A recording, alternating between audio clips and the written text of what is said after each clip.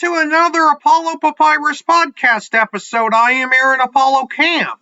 For this episode, my interview guest is an advocate for biblical stewardship and is the author of a pair of books, Giving Yourself Away, which he wrote back in the 1980s, and Intentional Living and Giving, which is his most recent book.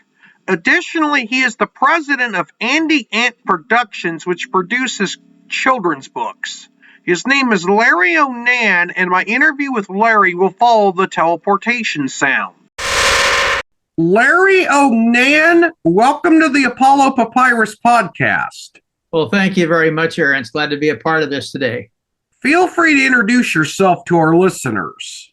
Okay, well, I was born and raised in the state of Colorado way back. You might call me a World War II kid. I came to being in 1944.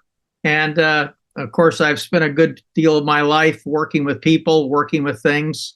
I've done some book writing, a lot of fundraising, proposal writing, because I spent 35 years of my life as a professional fund development consultant with many, many nonprofits. So in the process of doing that, of course, it required me to use my education from the University of Colorado. They thought I was going to graduate as a high school drama coach, speech, English, personality, and the teaching field, but I never went into that. I went into nonprofit work and eventually became the leader of numerous startup activities, and spent about 12 years of my life creating a nonprofit fund development program with 2 people involved initially and 125 12 years later. That took me into fund development consulting. And then along the way, I, of course, got into more things. But all the way along here, I was learning new things that I thought other people should learn and know about. And then more recently, I finished a book that deals with a subject that I've taught and helped people understand for years and years. When I was, I didn't know at the time, I had no aspirations to write a book, although an English major from the University of Colorado and all that kind of stuff, you'd think I would be into that. I never really thought about writing and developing that kind of stuff. I was busy taking ideas that people tossed to me and creating reality off of weird ideas. And weird would be, we need to go find 49 music groups to show up in Dallas, Texas. How do we find 49 groups to be there for a whole week? That is one of my assignments early on. So my lifestyle was always taking concepts and developing them into realities. Aaron, along the way, I was in a meeting one time. I'd been quite successful in my fund development experience for 2 or 3 years. And I was invited to a meeting of the nonprofit I was serving. And I knew I was the low man on the totem pole, but because I'd had a little bit of track record of success, and the subject was about funding a very major international initiative, I sat there in this meeting, and the consultants that were there were telling the organization that I was with that there was no question that we could raise $1 billion. That was the goal.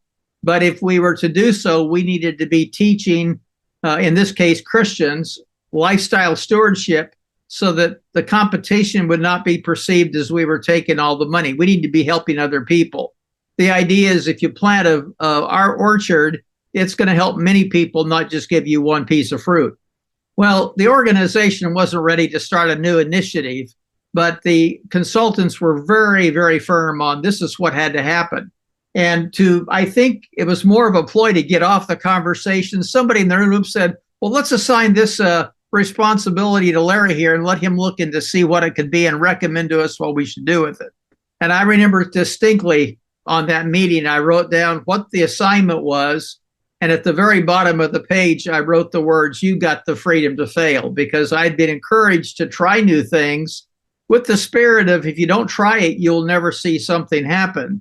And failure in trying a new thing is not bad. It just means that you didn't quite do it right, and you can go back and do it again. Well, a few months later, I really, Aaron, started to realize, okay, I got to do something with this assignment, because my nature is when I say I'll do something, I need to do it. And I began investigating what in the world was this idea that they had thrown to me. And that actually was a game changer for everybody that was working for me. In fundraising world, and if you've ever been around Christian nonprofits or secular or humanitarian needs, there's fundraising is an exchange. I'll give you something, you give me something. In other words, in the political arena, I give you $100, you're going to send me a sweater or a t-shirt or a hat. Or you're going to give me the satisfaction that I got to meet the leaders of an organization. There's always an exchange that's involved in fundraising. And if you do golfing tournaments, the exchange there is you get to play golf and meet the right kind of people, and you contribute X dollars toward a cause. I was doing pretty well at that. There's nothing wrong with it. I wouldn't say it's a, quote, sinful thing, but it was in a way that people were not always engaging relationally. They were just out for what they were going to get. And the challenge that I had was, as I started looking into the subject of generosity and giving and what that really meant, then I started to realize that there was another way of doing this, and that's building it off a relationship and understanding that we were made to give. And I started to unpack all of that, and that really radically changed our whole thinking. We were no longer trying to be manipulators of people, getting money out of them. We were building partnerships, and we were inviting people to join us in a vision or a mission. And the results of all of that came is that we changed the way we did our own work. We started becoming far more successful because people were joining it because they felt partnership with us. And as a result of that process, we started teaching people what our core values and our organizational mission was in terms of raising resources. And the book that I ended up putting together most recently, Intentional Living and Giving, is really the story of those principles that we uncovered. And then the latter half of the book is how do you live by those principles? So I believe there's a lot of people out there today that are pretty miserable because they think the world owes them something, or they are so spontaneous they don't realize they're here for a purpose. And I try to help them understand how they were created, why they were here, what the core principles are that we were created to live by. And then once we unpack those principles, how do you really live by those in a very practical sense every single day? So even the book is 10 chapters of what the theology is, if you want to think of it that way, what's the principles. And then the other 9 chapters after that is how do you live by it. So the book itself is even a reflection of that. But it was, for 35 years in working with many, many nonprofits, I have, this content has been very core to their understanding of how I was going to help them. We were not going to get out raising up donors. We were going to raise up partners. I hate the word donor. A donor is a guy that goes in and gives blood and has a little bit of an itch afterwards and gets a sugar cookie. No, I want people to give whatever they give because they really want to be a part of the mission. And if there's a sugar cookie along the way, that's really incidental to the process because they want to do it, not because they have to do it. So that kind of gives you a little bit of the spin if you want to think of it that way. But I got into this and in working with probably 50 or more nonprofits over the years, I did process consulting, Aaron, and that we would not only help them figure out what they should do, but I would then walk alongside them and help them implement the programs that we were recommending. So, even today when I consult, I'm a specialist in nonprofit governance. And if I help a group decide to change their governance direction, I'll tell them I'll stick with them for a couple of years so they not only understand what they need to do, but they actually get to the task of doing it, and I coach and mentor them along the way. So, the whole idea of teaching you what to do or telling you what your need is versus helping you implement that need, that's why it takes a little bit of time. I tell people I'll work with them as long as they have training wheels on their bicycle. And when the training wheels come off, they don't need me anymore. But I find in many, many cases that longevity of walking and helping people through that And that's even the form of the book that I wrote was about here's the basic principles of riding a bicycle. And when you're really ready, we'll take off the training wheels. And then you can refer back to the book a lot for help, but you don't need me anymore. You don't need my coaching if you're picking up on the principles and doing it right. I'm going to start with your first book that you wrote back in the 1980s. I only have one question about that. Without spoiling too much of your first book, which was titled Giving Yourself Away, and it was published back in 1985. What is that book about? It is really another edition, basically, Aaron, of the same ideas, but it was in the 1980s. It was written in a different format. It was the core principles then, but it had a life of 5 or 6 years, and I really never dealt with it after that. It was the way the book came about in this particular case. 3 years ago, I was in Ireland for a consultation with European leaders that were concerned about they just couldn't find the right kind of content. And I remembered that book, and I said, what do I do with it? And I went to publishers, and I said, do we redo the book, or how do we do it? And they advised me just to reformat, refab the whole book, and but bring it back out to where the millennials and the younger generation, Zs, really would be attracted to it. So in some ways, they are parallels because they tell some of the same stories and some of the same thought. But it was in a period of time that was radically different. If you found the book and you started to parallel, you'd say, okay, there's these ideas are there. But the formatting of books was radically different in the 70s and 80s. And the reader today wants to know what they're reading first, unless you're into a novel. That's a little bit different format of style. But if you're getting into how-to books or practical books that are not fiction, the nonfiction side, the audience today wants to get to your content faster. They don't want you to go wandering around, and they want to get to the meat. And then if you can help them get to the meat, they don't mind spending more time with you on the substance of how you make it work. So Giving Yourself Away was my first attempt in some respects, but this is a total revamp of what that book was all about. But it's doing the same thing, helping people understand some core principles. Your second book, which was published earlier this year, is called Intentional Living and Giving. Without spoiling too much of that book, what is it about? Well, the word intentional was very important to the topic. After I finished putting the book together, I realized that this thing doesn't work unless a person decides today you're going to be intentional about living out what your convictions are.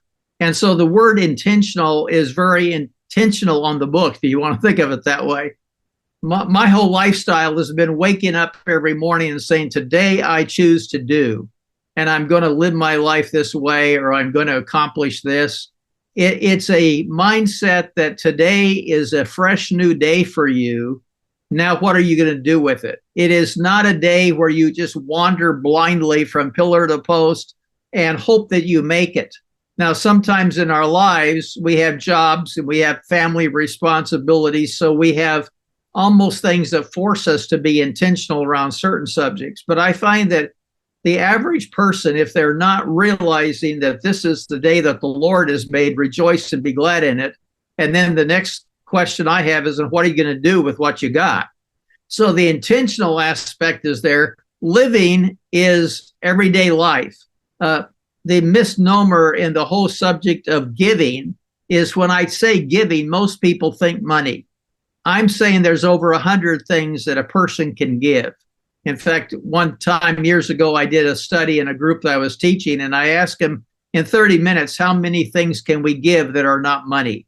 And it was a young adult group of people that I was teaching, and I broke them into small groups, and they came up with over 100 different ways that a person or an individual could give in a given day without ever giving a dime of money. So we added money at the end of it. And of course, that opens up more opportunity because your money is leverage.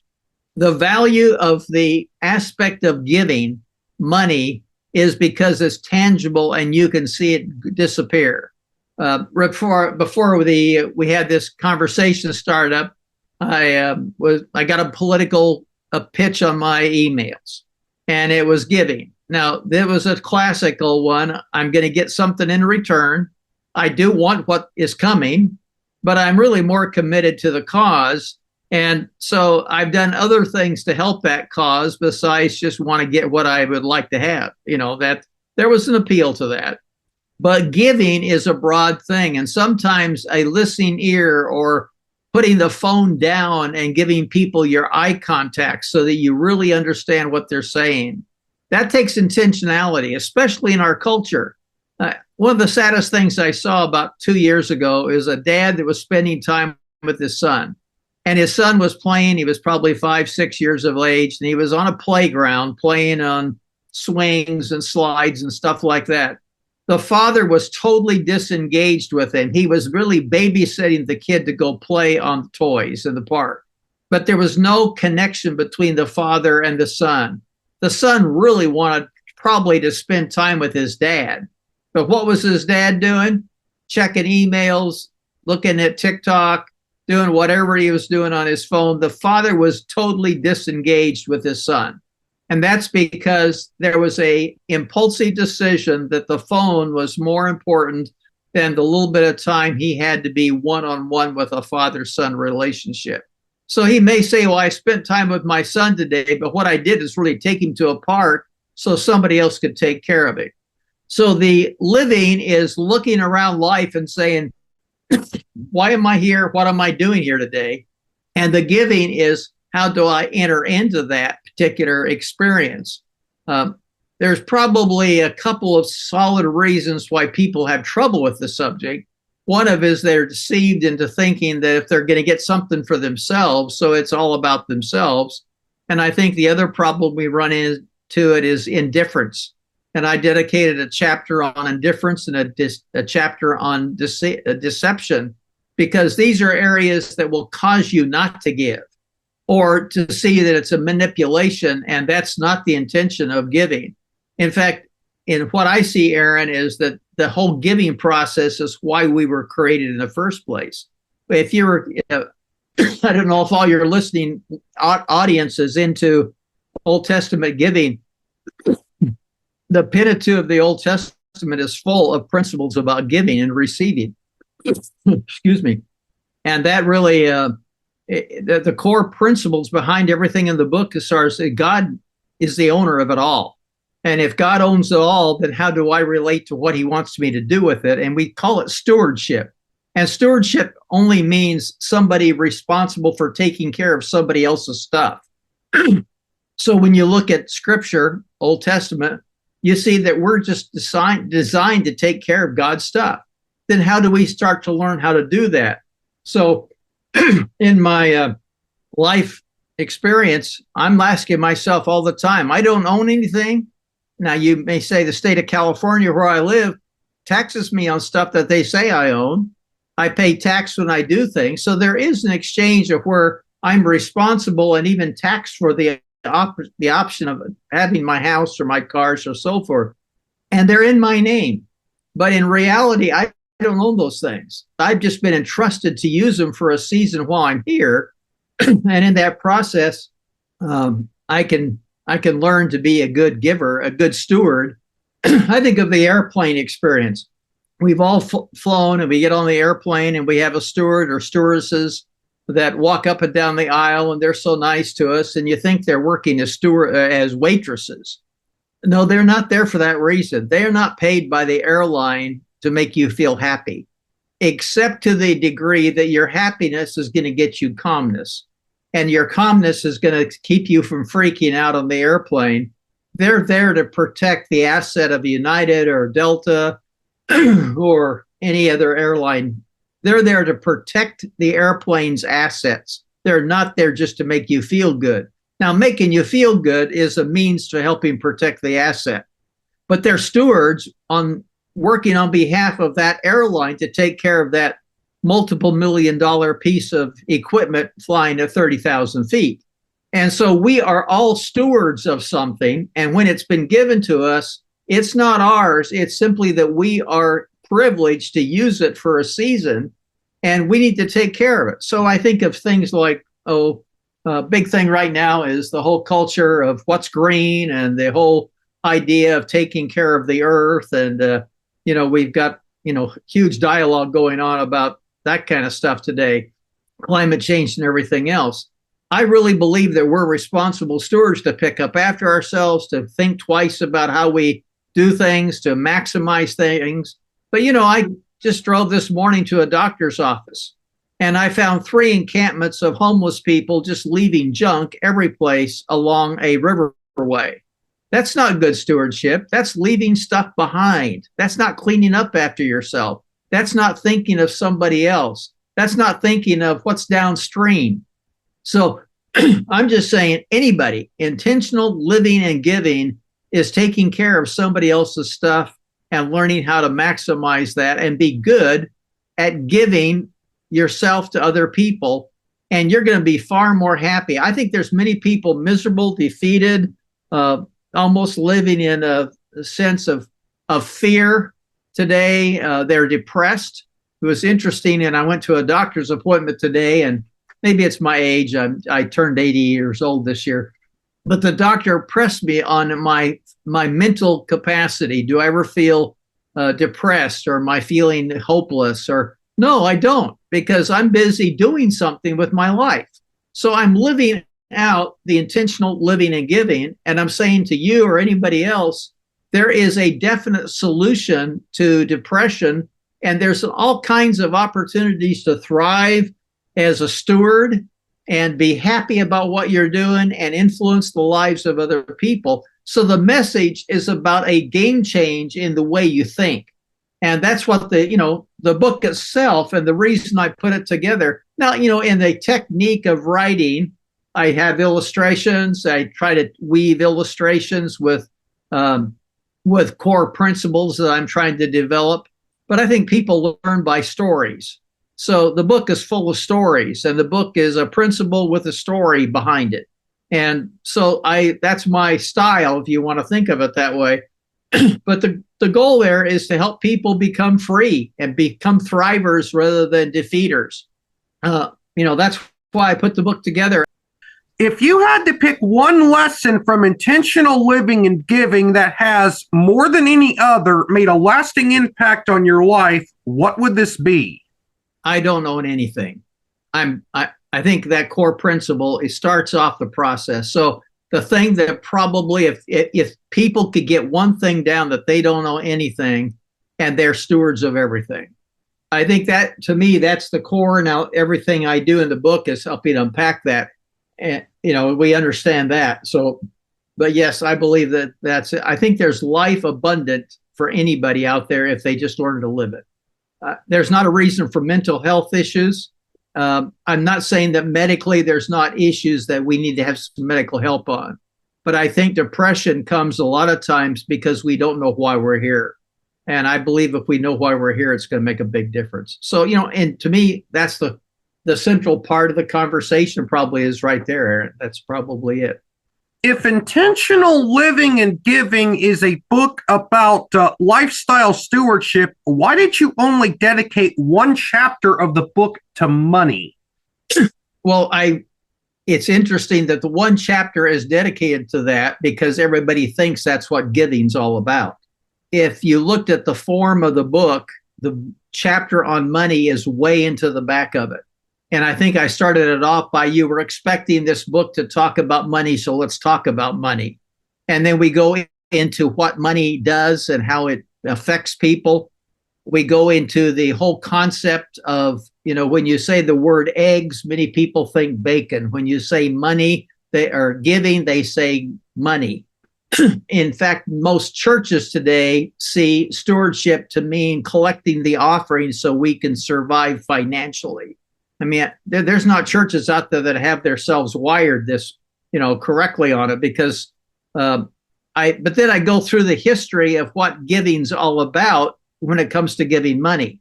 So I do want to help people understand that that's one thing they can give. But if you think that that's what you do to satisfy or calm your nerves so you can participate, as an example of it, I don't give money to people at the top of off ramps on freeways looking for money. Now, you'd say if you're going to be generous and you're going to be helpful, you should be thinking of them. I'm thinking, no, that would be a waste of my money, and I'm responsible for what I give them, because that's not the way that we were intended to live.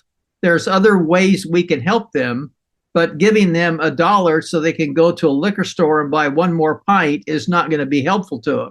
So I've made choices in life, but I can choose where I give the money, and I need to be wise in even giving my money.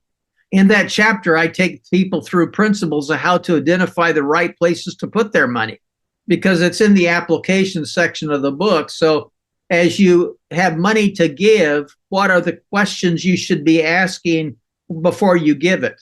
Because in my conviction, the person that has the money is not just giving it away. It doesn't go away because you gave it away. You're responsible for the usage of that money when you give the money. So make sure you're giving it to a place that's, is going to do something that's really within your value system. So I think many times people think, well, if I give $1 or $2 at this guy, I've relieved my emotional pain of seeing him on the street. But you maybe have not really helped the objective of getting this person help. In our area where I live in Southern California, the sheriffs and the people that work in the state troopers encourage people not to give money, but to give them cards that lead them to where they can find real help. Because there's plenty of help out there. It's a choice they're making that they may not want the help. So I carry those little cards with me, and occasionally I'll say, this is where you'll get more help than if I gave you $1. Or if person's out there looking for money and he's outside of a restaurant, I've had this happen to me. I'll say, I'm not going to give you any money, but if you're hungry, I'll go in and I'll order you something to eat. Do you really want to eat, or do you want my money? And they really want my money. The cases I've run into, my personal experience, is they really want the money. They're not wanting to go in and have a meal.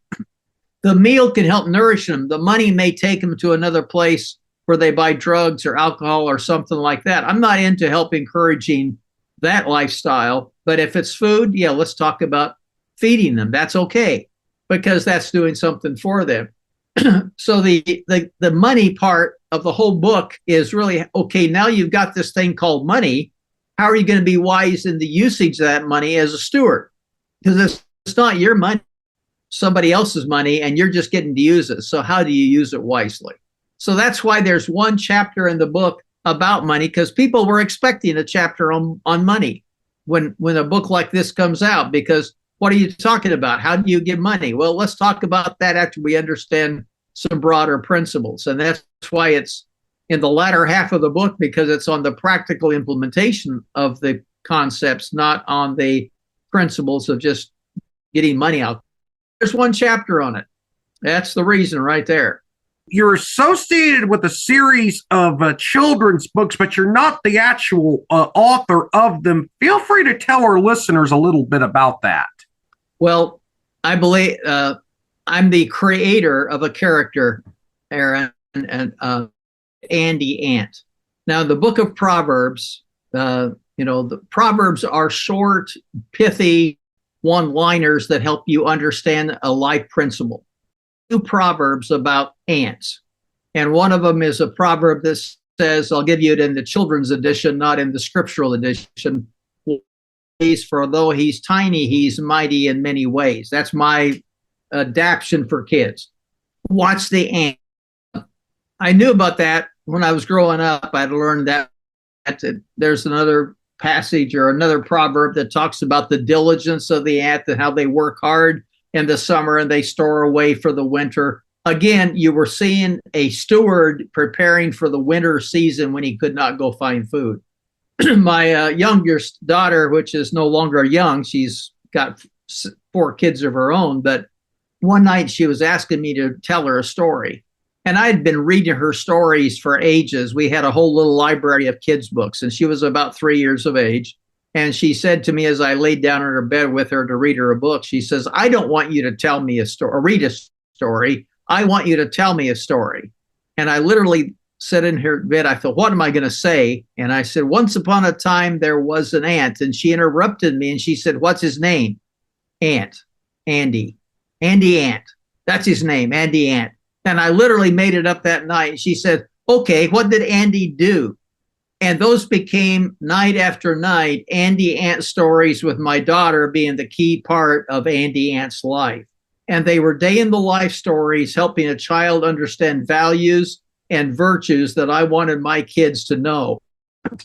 So it was an opportunity to start helping her have fun with a character that she and I just made up. My second daughter came along and we added her to the stories. Eventually, my brother had a couple of daughters and he got involved in it. He was the author of the 8 books that we released called The Adventures of Andy Ant.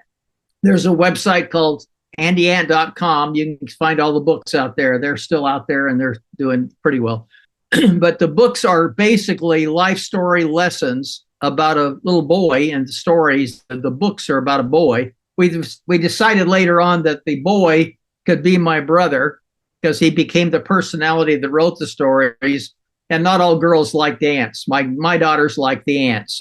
But you'll watch little kids, they will stop and watch the ants, and they will watch these little characters carry sometimes 10 times their weight to a hole to try to pull it into the ground. You watch them work together. And so the whole series of books is learning collaboration, learning to work together, learning that you can be small, but you can be mighty. And the Adventures of Andy Ant are those capsulized stories of helping kids understand faith and virtues and the consequences of behavior. And I was involved in that for years. And then we collaborated and started Andy Ant Productions Incorporated, and the series of books came out there. But that's a little bit on the Andy Ant stories. They're fun stories. They're 2,500 word stories. It's a day in the life of a little boy, a 4th grade boy, and his best friend. And the 4th grade boy has a 4th grade ant friend. And Andy Ant goes to school under first base in the play yard, and Joey goes to school in his regular schoolroom, and they are best friends because they basically get along together and they do life together. That's the Andy Ant stuff. And they're all, though, intended. I mean, it comes back to the same story of intentional living and giving. Okay, how do I intentionally make concepts of faith and theology practical to my daughter's understanding when she was 3 years of age? Now, she's not ready to start, getting into some theological discussion with a pastor, but she is ready to start learning how life works and the consequences. And nothing's better than going to the book of Proverbs to learn life lessons. And 2 of those little verses tucked away in Proverbs is about ants. And that's where the stories actually originated from. And the rest of it's history. They're in a number of foreign languages, and they've been around the world in many different ways. What would you say to someone if you had just 30 seconds to help a person get on track and begin heading toward a fulfilled life? I would just basically tell them very simply, find out what God really wants you to be doing and do it, but do it with intentionality. And can I help you find that track? Because if I can, your life's going to be transformed. You can find the book. It's available at Barnes & Noble. It's available on Amazon. It's any place books are sold. People can find Intentional Living and Giving, and it's available on my website at larryonan.com as well. But it's a fun book to help people understand what life is all about. And that's really what we're talking about here. Larry, thank you for appearing on the Apollo Papyrus podcast. You were an amazing guest. I've enjoyed it a lot. Thank you for the invitation today, and trust your listeners can find some real help here. Larry was a wonderful guest to interview. This is Aaron Apollo Camp reminding y'all to find your writing and reading purpose. Bye for now.